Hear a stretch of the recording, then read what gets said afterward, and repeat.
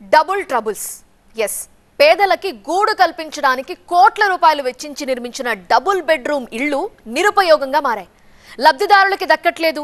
ఇళ్లేమో శిథిలావస్థకు చేరుకుంటున్నాయి. కిటికీలు తలుపులు చోరీకి గురవుతున్నాయి. ఉమ్మడి మెదక్ జిల్లాలో పేదలకి ఆవాస కల్పనలో ప్రభుత్వ లక్ష్యం ఒక అడుగు ముందుకి 2 అడుగులు వెనక్కి అన్నట్టుగా మారింది. ఈ స్టోరీ చూడండి.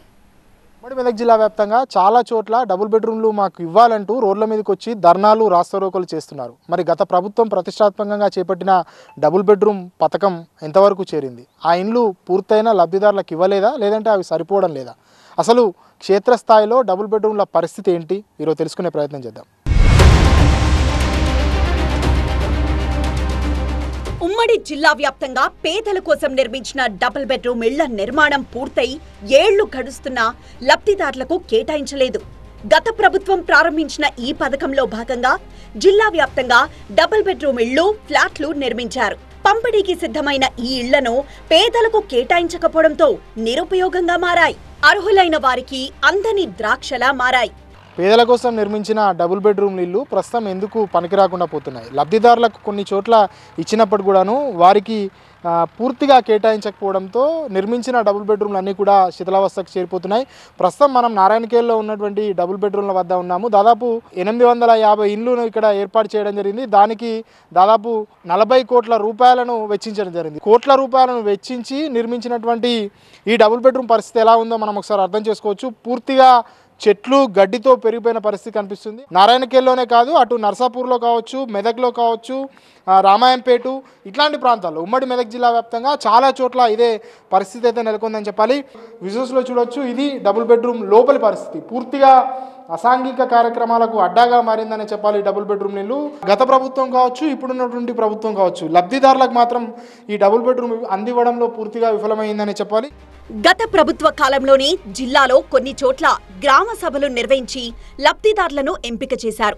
అయితే వారికి ఇళ్లను అప్పగించలేదు. అధికారంలోకి వచ్చిన కాంగ్రెస్ ప్రభుత్వం ఇళ్లను అప్పగించాల్సిన్నప్పటికీ ఆ పని ఇంతవరకు జరగలేదు. అలా నిర్మాణం పూర్తయిన ఇళ్లు ఖాళీగా ఉండిపోయాయి. గత బీఆర్ఎస్ ప్రభుత్వం రాష్ట్ర వ్యాప్తంగా ఒక్కో నియోజకవర్గానికి 1000 డబుల్ బెడ్రూమ్ ఇళ్లను మంజూరు చేసింది. ఒక్కో ఇంటి నిర్మాణం కోసం 5.40 లక్షలు ఖర్చు చేసింది.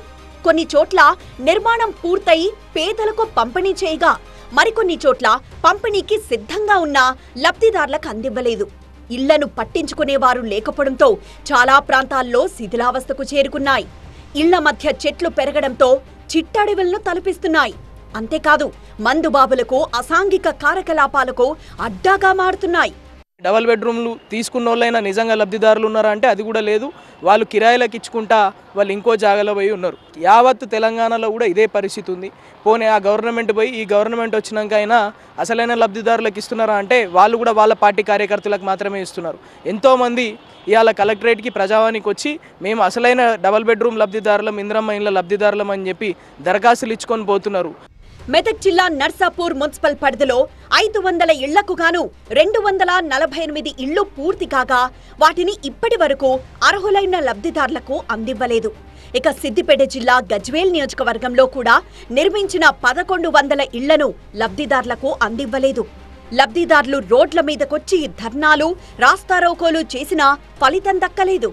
కట్టిరు కానీ అవి నిరుపయోగంగా మిగిలినాయి. కొన్ని జాగాలలో పట్టా సర్టిఫికేట్ ఇచ్చారు, పొజిషన్ మర్చిపోయారు. అదేవిధంగా లేనోళ్లకు అసలుకే లేవు, ఉన్నోళ్లకు ఇచ్చుకుంటూ వచ్చారు. మరియు అందులో మళ్ళా పార్టీ బేస్, నా పార్టీ ఇది నీ పార్టీ అనే ఉద్దేశంతో ఇస్తున్నారు. కానీ అది కరెక్ట్ కాదు. ఈ ప్రభుత్వము నిజమైన లబ్ధిదారులను గుర్తించి ఇవ్వవలసిందిగా మేము విజ్ఞప్తి చేస్తాము.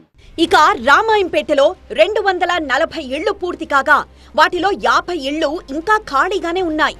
వాటిని తమకివ్వాలని పలుమార్లు పేదలు అడగ్గా అధికారులు స్పందించకపోవడంతో తాళాలు పగలగొట్టి ఇళ్లల్లోకి వెళ్లారు పేదలు. అయితే అధికారులు వారిని బయటికి పంపి ఇళ్లకు తాళాలు వేశారు. సంగారెడ్డి జిల్లా ఇస్మాయిల్ ఖాన్ పేటలో కూడా డబుల్ బెడ్రూమ్ ఇళ్లు నిరుపయోగంగా మారాయి. నారాయణఖేడ్లో 40 కోట్లు వెచ్చించి నిర్మించిన 845 డబుల్ బెడ్రూమ్ ఇళ్లు సిద్ధంగా ఉన్నా లబ్ధిదారులకు అందివ్వలేదు. నారాయణఖేడ్ నియోజకవర్గంలో ఈ డబుల్ బెడ్రూమ్ సంబంధించి కట్టడం అనే ప్రభుత్వం గతంలో ఉన్న టీఆర్ఎస్ ప్రభుత్వం నిర్వహించింది. శంకుస్థాపన కూడా కొన్ని ప్రారంభించి లాటరీ కూడా పద్ధతి కూడా ఎన్నుకోవడం అనేది జరిగింది. ఇప్పటివరకు లబ్ధిదారులకు పంపించేసే విషయంలో టీఆర్ఎస్ ప్రభుత్వం కానీ కాంగ్రెస్ ప్రభుత్వం పూర్తిగా నిర్లక్ష్యం వహిస్తుందని చెప్పేసి కూడా చెప్పచ్చు. వెంటనే ఇక్కడున్న అంటే కాంగ్రెస్ ప్రభుత్వం వచ్చిన తర్వాత కూడా 6 కోట్లు కేటాయించడం సంతోషకర విషయమే. వెంటనే ఈ ప్రభుత్వం వెంటనే స్పందించి ఇక్కడున్న స్థానిక ఎమ్మెల్యే గారు ఎంపీ గారు స్పందించి మరమ్మతులు చేపట్టి వీటిని పంపించేసే విధంగా చేపట్టాలి. పేదలకు ఆవాసం కల్పించడానికి కోట్లు వెచ్చించి ఇళ్లు కట్టారు కానీ లబ్ధిదారులకు అందించలేకపోతున్నారు. అనుకున్న లక్ష్యం నెరవేరలేదు సరికదా, నిర్మించిన ఇళ్లు అసాంఘిక శక్తులకు అడ్డాలుగా మారుతున్నాయి. శిథిలావస్థకు చేరుకున్న ఇళ్లను పునరుద్ధరించి అర్హులకు అందిస్తే ఖర్చు చేసిన నిధులు సద్వినియోగమైనట్లే.